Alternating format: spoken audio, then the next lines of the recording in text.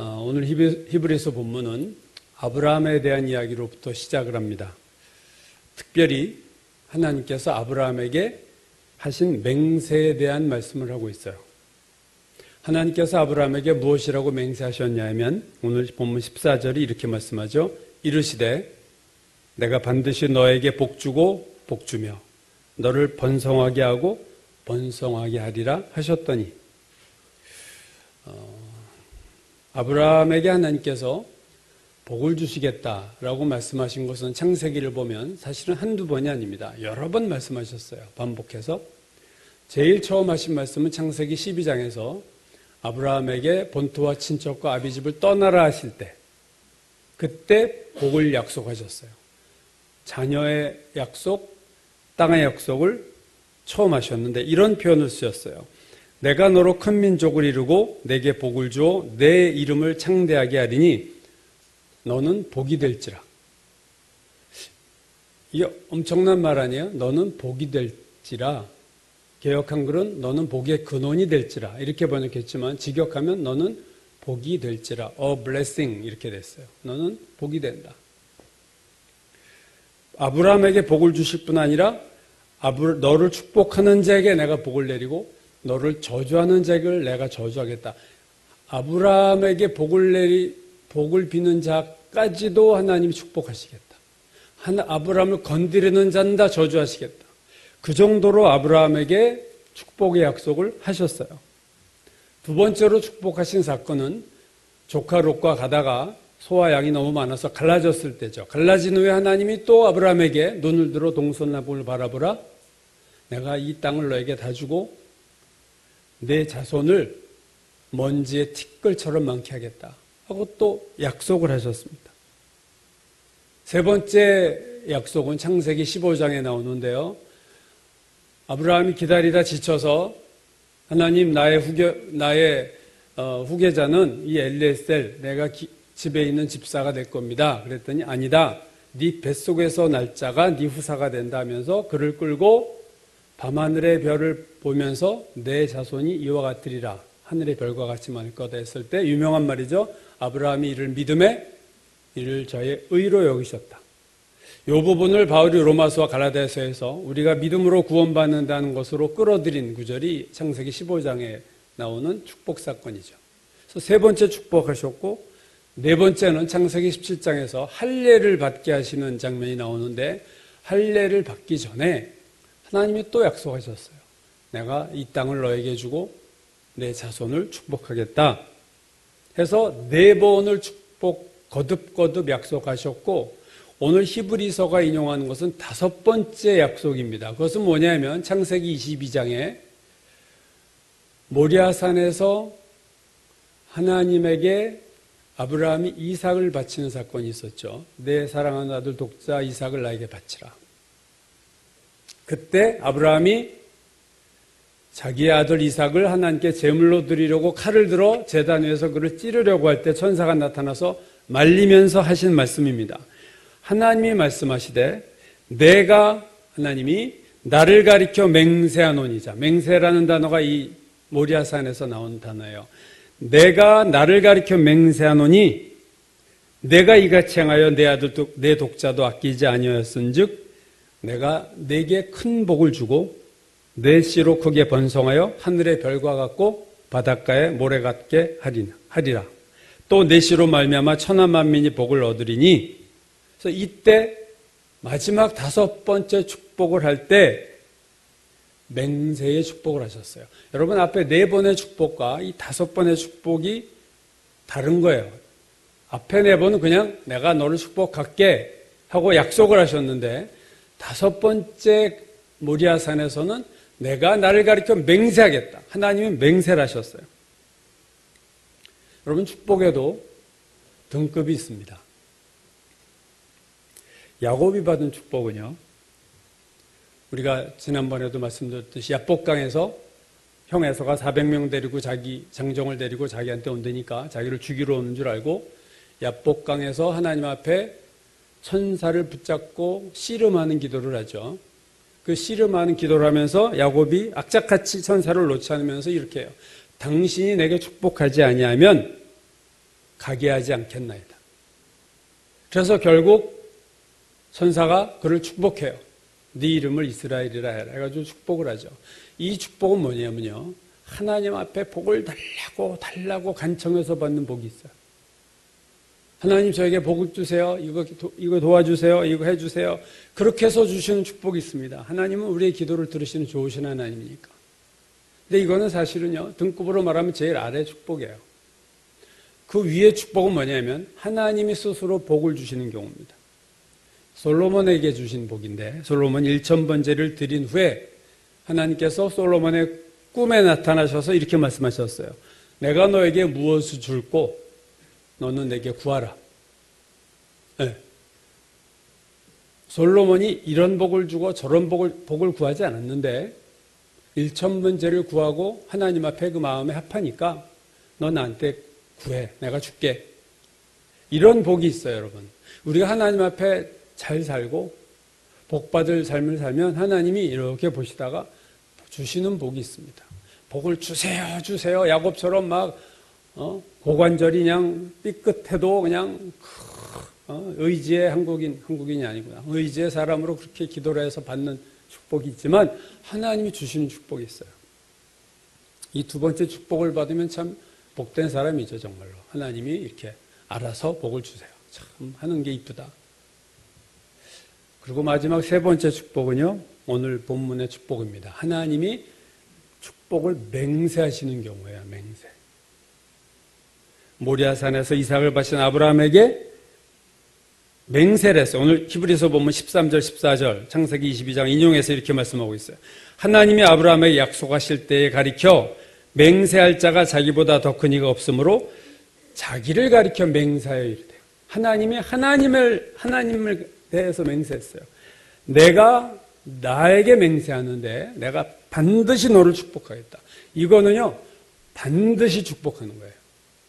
하나님이 아주 그냥 맹세에 절대 보증을 하면서 주시는 복이 있습니다. 이게 좀 차원이 다른 복이죠. 오늘 모리아산에서의 축복은 하나님이 감동하신 거예요. 다르게 표현하면 아브라함의 그 절대적인 순종에 대해서 하나님의 마음이 움직이시고 감동을 해서, 야, 내가 맹세할게. 내가 널 정말로 축복 주리라고 내가 내 이름을 걸고 내가 맹세한다. 아브라함이 가장 세상에서 축복받은 사람이에요. 왜냐하면 맹세로 축복하신 이는 성경에 아브라함 이 사건밖에 없습니다. 오늘 히브리서 기자는요, 두 단어를 쓰고 있어요. 약속과 맹세. 이걸 구분하고 있죠. 맹세도 일종의 약속이에요. 그러니까 확실한 약속이 사실은 맹세죠.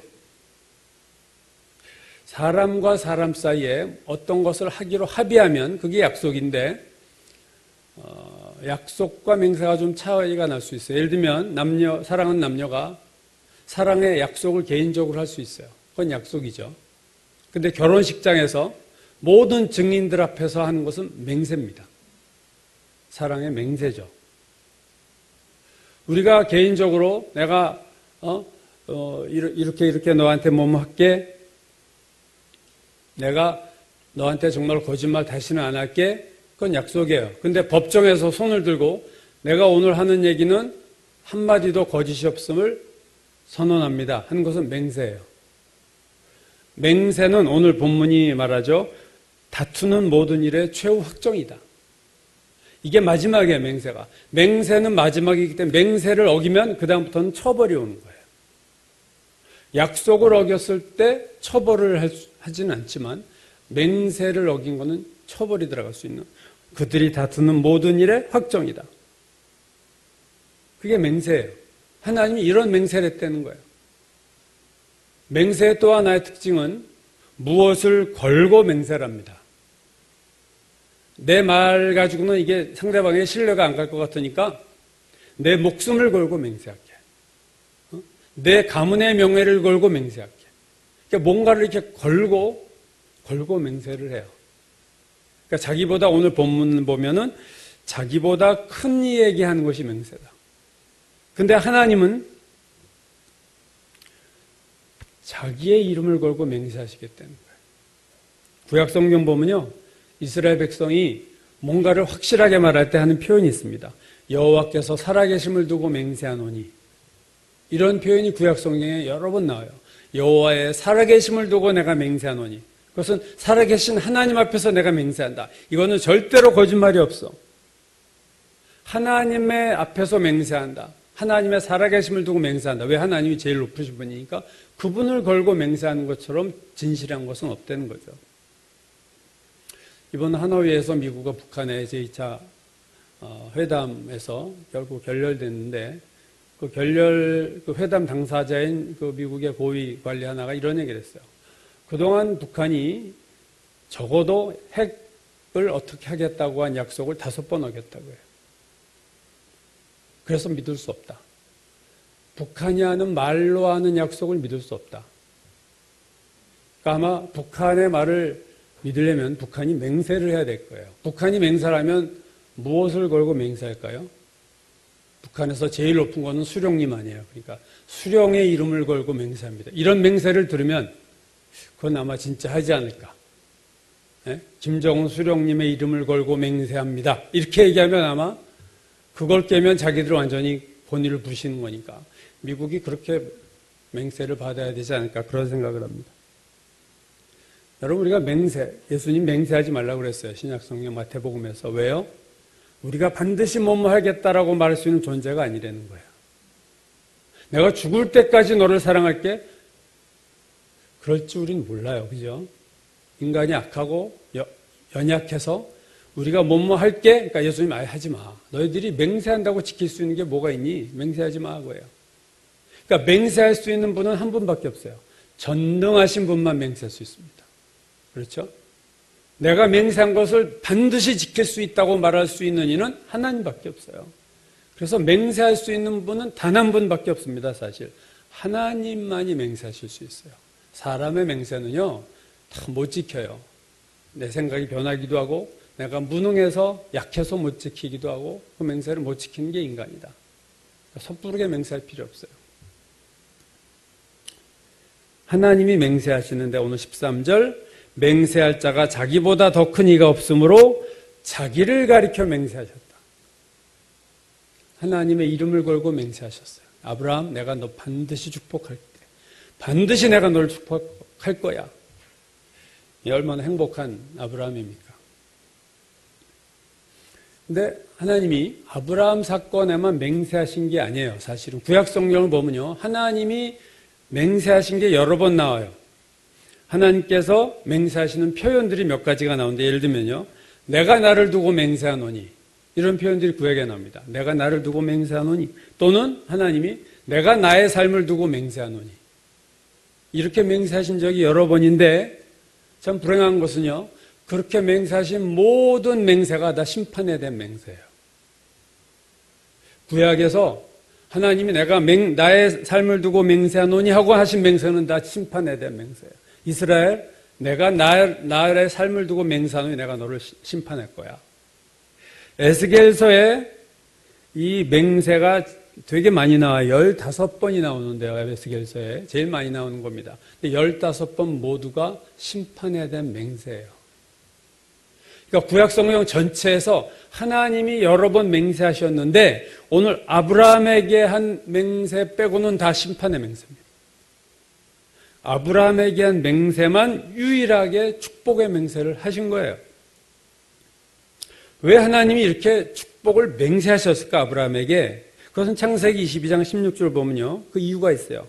내가 나를 가리켜 맹세하노니 내가 아브라함이 이같이 행하여 내 아들 내 독자도 아끼지 아니하였은즉 네 아들도 아끼지 않았기 때문에 내가 축복을 맹세하겠다. 또 내 씨로 말미암아 천하 만민이 복을 받으리니 이는 내가 나의 말을 준행하였음이라. 여러분 절대의 축복의 맹세를 하나님께서 하신 이유는 있어요. 아브라함이 절대적인 순종을 한 거예요. 절대적인 순종에 대한 절대적인 축복. 이게 창세기 22장의 사건입니다. 하나님은 우리가 하나님 앞에 상대적인 축복을 할 때 하나님도 상대적인 순종을 하면 하나님도 상대적인 축복을 하세요. 하나님은 우리가 대한 것처럼 우리를 대하세요. 그게 성경에 여러 번 그런 표현이 나와 있죠. 절대적으로 순종하면요, 절대적으로 축복하세요. 오늘 아브라함이 자기 아들을 바친 것 이상의 순종은 불가능합니다.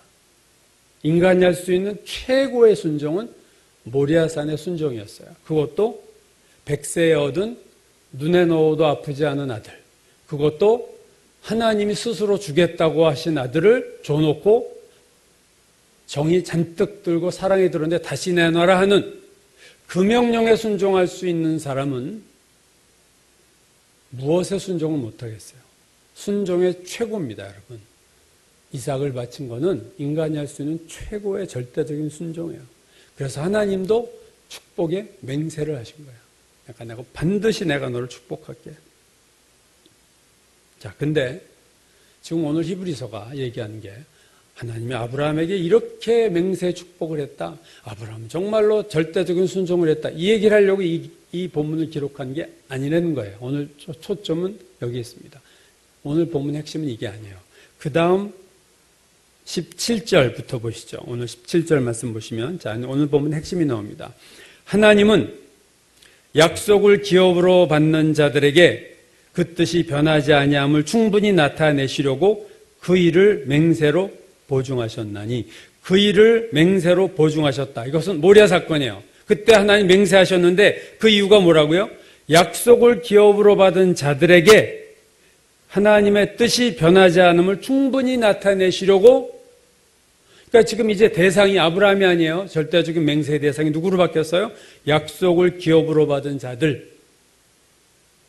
아브라함에게서 초점이 바뀌고 있습니다, 여러분. 오늘 본문의 이 변화를 잘 보셔야 돼요. 지금 아브라함 얘기를 하시는 건 도입부예요. 뭘 위해서요?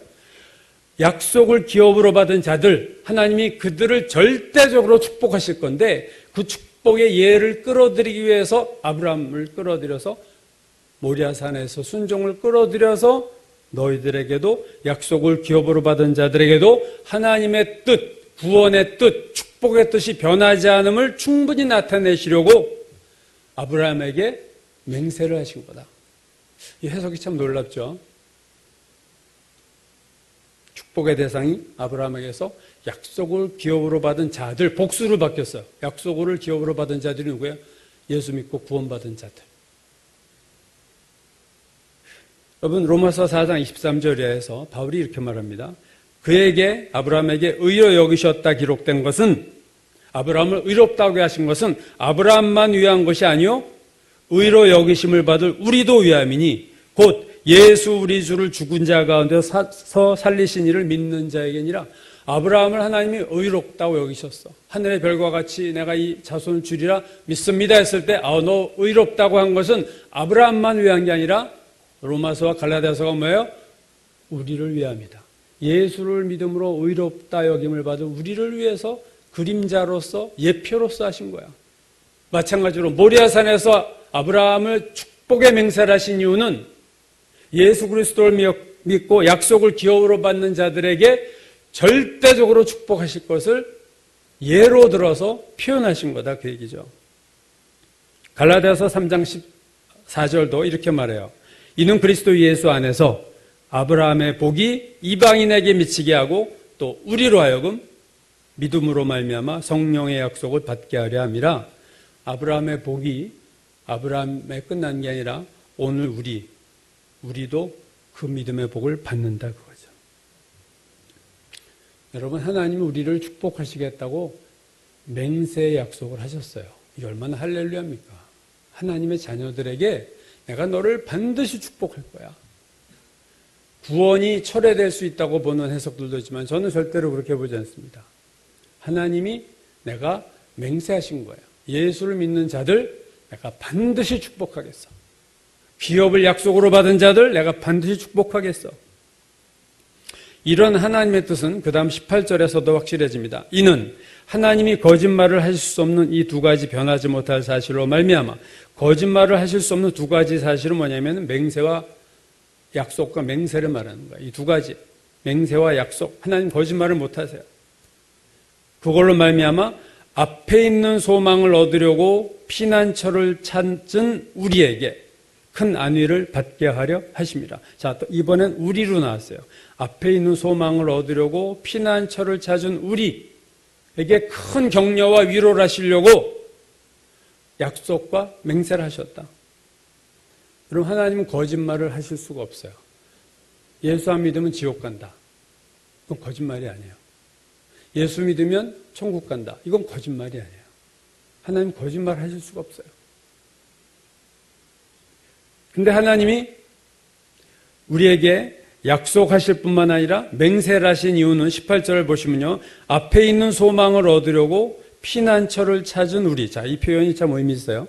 앞에 있는 소망을 얻으려고 피난처를 찾은 우리. 앞에 있는 소망. 앞에 있는 소망은 뭐예요? 미래에 우리에게 주실 소망. 미래예요, 이거는. 근데 피난처를 찾은 우리는 현재예요. 자, 소망은 미래에 있고 현재 우리는 피난처를 찾고 있습니다. 앞에 소망이 있는데 왜 우리가 피난처를 찾나요? 앞에 정말로 하나님의 놀라운 축복, 그 소망이 앞에 있는데 우리가 왜 피난처를 찾아요? 19절 보시면요. 우리가 이 소망을 가지고 있는 것은 영혼의 닷 같아서. 자, 여기서 이 닷이라는 얘기가 나와요. 닷은 뭡니까, 여러분? 닷은 배를 항구에 정박시킬 때 폭풍이나 바람에 흔들리지 않도록 쇠사슬에 갈고리 같은 것을 메어서 바다 밑에 깊숙이 내려서 바다 밑에 이렇게 걸어 놓는 거예요. 바닥에. 그러면 풍랑이 일 때 배가 흔들릴 수는 있어도 떠내려가지는 않습니다. 그렇죠? 그게 닷이에요. 여러분, 오늘 본문이 닷 이야기를 하고 있다는 것은 되게 의미 있는 거예요.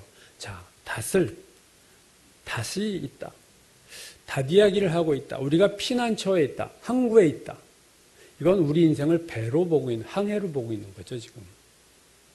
우리가 인생을 항해하고 있다. 그리고 또 하나는 인생을 항해로 보고 있다는 거. 두 번째는요, 닷이 있다는 것은 뭐냐면요, 우리를 흔드는 풍랑이 있다. 그 말을 암시적으로 하고 있습니다. 왜 닷이 필요해요? 풍랑에 흔들림이 없으면 닷이 필요 없어요. 잔잔한 호수 가운데 닷이 필요 없어요. 근데 우리에게 닷이 있다는 얘기는 인생이 우리를 흔든다는 거예요. 인생은 항해고, 두 번째, 인생에는 풍랑이 있다. 그래서 우리에게 하나님이 닷을 주셨어요. 네, 이 닷이 되게 중요한 포인트예요. 오늘 본문을 보면 앞에 있는 소망을 얻으려고 항해를 하는 우리가 풍랑을 만나요. 그래서 피난처를 찾아서 닷을 내리고 있습니다. 그런 배를 연상하시면 그게 우리의 인생이에요.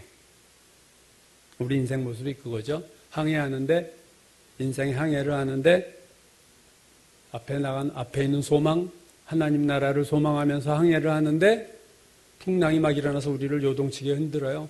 우리가 항구로 피난하고 항구에서 닷을 내립니다. 그래서 19절 보시면 우리가 이 소망을 가지고 있는 것은 영혼의 닷 같아서 튼튼하고 견고하다. 튼튼하고 견고해요. 닷이 있어서. 피난처는 여러분 항구에 계신 하나님을 말합니다. 오늘 우리가 부른 찬송, 피난처 있으니 환난을 당한 자 이리 오라. 피난처 있으니. 그 피난처가 누구라고요? 하나님. 시편에서 다윗이 수도 없이 반복한 우리의 피난처 되시는 하나님. 피난처는 하나님이에요. 인생의 항해를 할 때 풍랑이 반드시 옵니다. 그때 흔들리는 우리 인생이 피난처인 예수님, 피난처인 주님께로 가서 닷을 내리는 거죠.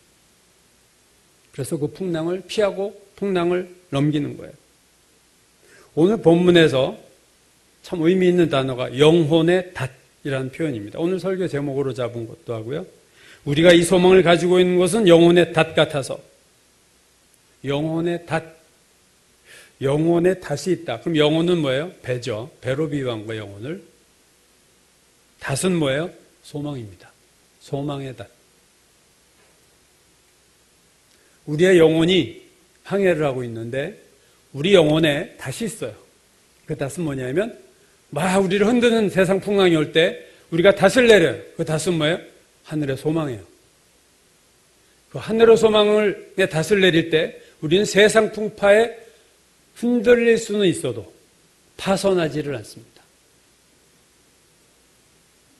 배에 닷이 없다면 어떻게 되겠습니까?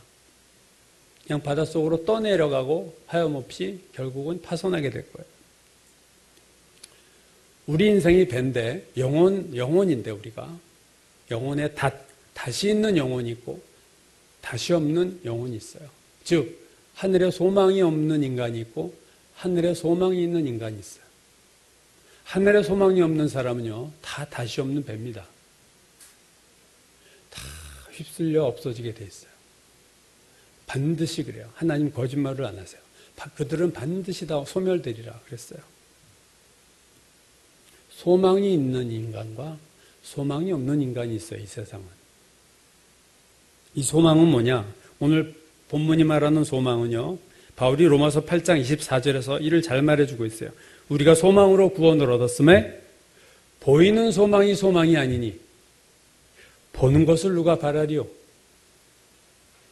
여기서 말하는 소망은 보이는 소망이 아니다. 보이지 않는 소망이다. 여기서 말하는 소망은 보이지 않는 소망이에요. 사도 베드로는 이 소망을 조금 다르게 표현했어요. 베드로전서 1장 3절 우리 주 예수 그리스도의 아버지 하나님을 찬송하리로다. 그의 많으신 긍휼대로 예수 그리스도를 죽은 자 가운데서 부활하게 하심으로 말미암아 우리를 거듭나게 하사 산 소망이 있게 하시고. 베드로는 산 소망,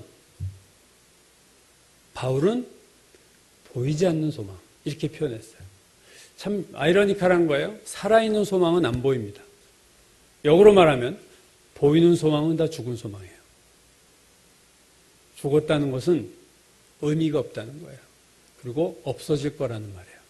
이 소망은 잠시 후면 보이는 소망은 다 없어져요. 그렇죠? 보이는 소망은 다 없어지게 되어 있습니다. 보이는 소망은 썩은 동아줄이에요. 동화에 나오는 거 썩은 동아줄 잡고 올라가다가 뚝 떨어진 것처럼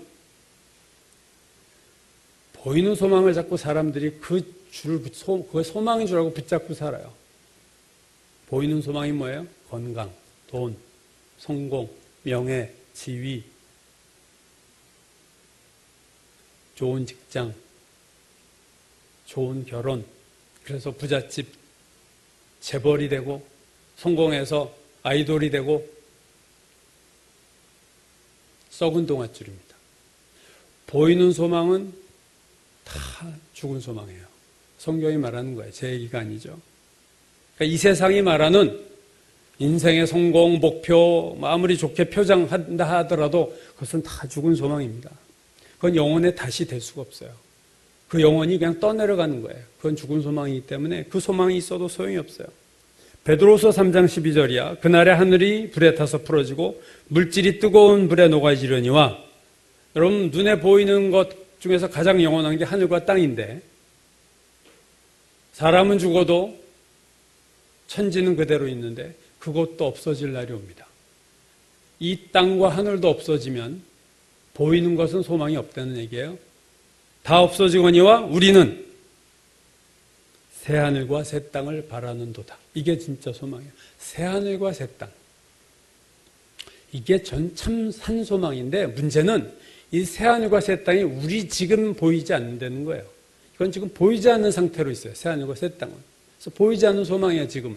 그러나 때가 올 텐데 그때 그 소망이 진짜로 보이기 시작합니다. 그래서 그 소망이 보일 땐 우리는 이미 늦은 거예요.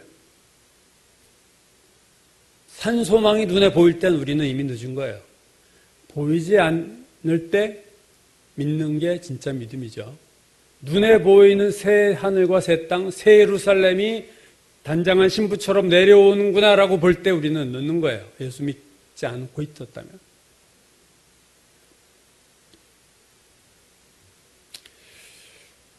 앞에 있는 천국의 소망을 향해서 나아가다가 우리가 인생의 풍랑을 만날 때 우리가 피난처에는 하나님을 찾아가고 우리가 하늘의 소망의 닷을 내리면 하나님 우리에게 위로하시고 격려하시기를 내가 반드시 너를 축복하겠다고 맹세하심으로 우리를 위로하시겠다. 그러기 위해서 아브라함에게 하신 맹세를 끌어들이고 있는 거예요, 지금. 사실은 이게 본론이에요. 우리들에게 하신 말씀이 본론입니다. 오늘 마지막 부분에 나오는 중요한 단어 하나가 있죠. 휘장입니다. 휘장. 19절, 20절. 우리가 이 소망을 가지고 있는 것은 영혼의 닷 같아서 튼튼하고 견고하여 휘장 안으로 들어가나니 그리로 앞서가신 예수께서 멜기세덱의 반차를 따라 영원한 대제사장이 되어 우리를 위하여 들어가셨느니라. 여러분, 이 휘장은 무엇을 말합니까? 이 휘장은 히브리서 여러분 큐티하신 분 알겠지만 성소의 지성소와 성소를 막고 있는 것이 휘장입니다. 휘장이 열렸다. 휘장으로 들어간다는 것은 하나님 나라에 들어가는 것이 되고 하나님과 깊은 교제로 들어간다는 거예요.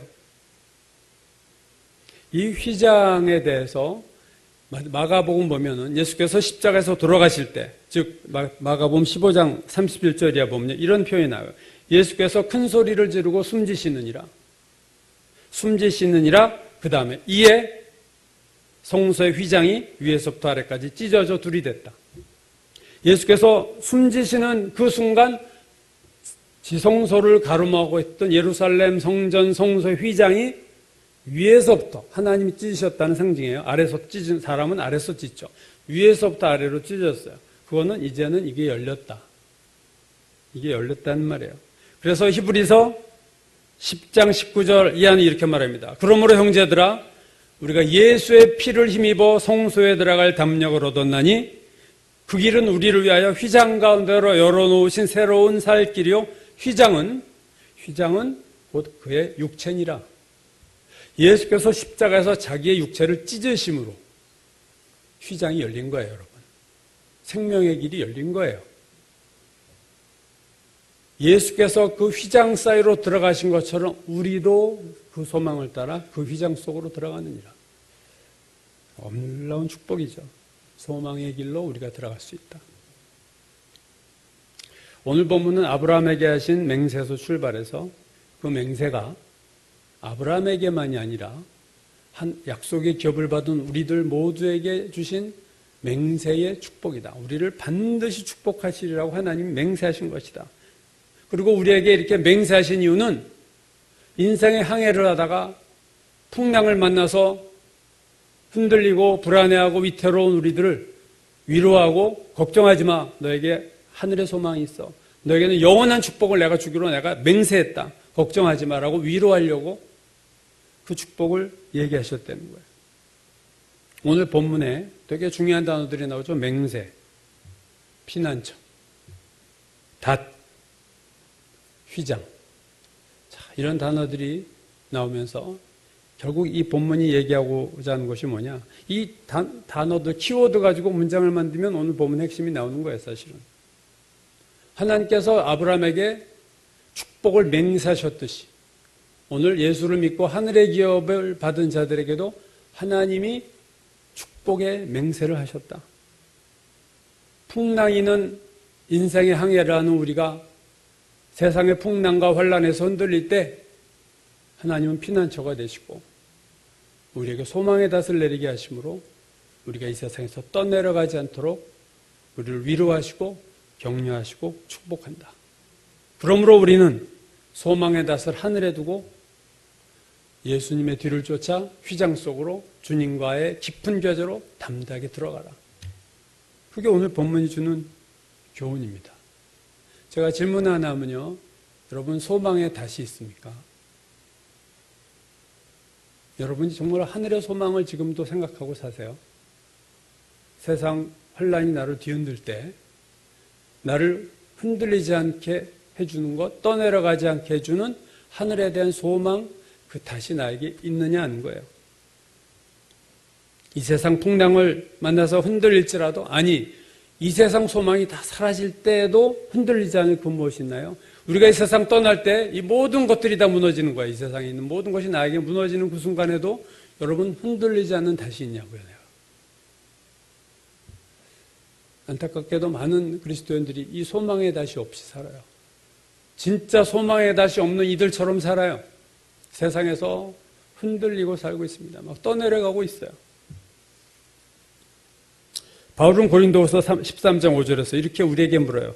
너희는 믿음 안에 있는가? 너희 자신을 시험하고 너희 자신을 확증하라. 예수 그리스도께서 너희 안에 계신 줄을 너희가 스스로 알지 못하느냐? 그렇지 않으면 너희는 버림받은 자니라. 얼마나 강한 표현입니까? 예수 그리스도가 너희 안에 계신 줄을 너희가 몰라? 그러면 너희는 버림받은 자야. 저는 이렇게 질문하고 싶어요. 여러분, 이렇게 질문하고 싶어요. 여러분 구원 받으셨어요? 뭐 기초 가지고. 여러분 기초가 아닙니다. 저는 그게 이 다음에 궁금해요. 교인을 100이라고 보면 천국에 들어갈 퍼센트가 몇 퍼센트일까? 정말로 예수를 믿은 자들이, 그래서 거듭난 자들이 몇 퍼센트가 될까? 그럼 아무도 알 수 없는, 이건 통계로 뽑을 수 없는 얘기가 되겠지만, 분명한 것은 오늘 바울이 말한 것처럼 예수 그리스도가 너희 안에 계신 줄을 너희가 몰라? 그럼 너는 버리운 자야. 이 얘기를 하고 있어요. 너희가 믿음 안에 있는가 너희 자신을 시험해봐, 테스트해봐. 내가 진짜 예수 믿는 거 맞아? 너희 자신을 확증해라. 여러분 이거 분명히 우리가 다져야 될 거예요. 이 앞에 놓인 소망이 나에게 정말로 있는가? 초대교회 성도들은요, 이 소망만 바라보고 살았던 자들이에요. 그래서 그 엄청난 순교와 환난을 견뎌낸 자들입니다. 소망에 다시 있었어요. 영혼에 다시 있었어요. 오늘날 현대 교회는 저는 이 배는 그럴듯해 보이는데 다시 없지 않을까. 네. 그러면 이 호화로운 배는 다 소용이 없어요.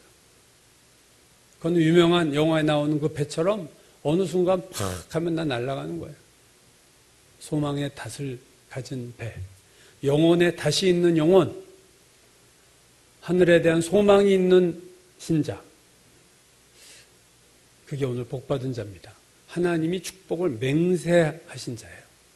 그들에게 내가 너를 반드시 축복할 거야 라고 맹세를 받은 자들이 하늘의 소망을 가지고 소망을 우리의 닷으로 삼고 있는 자들입니다.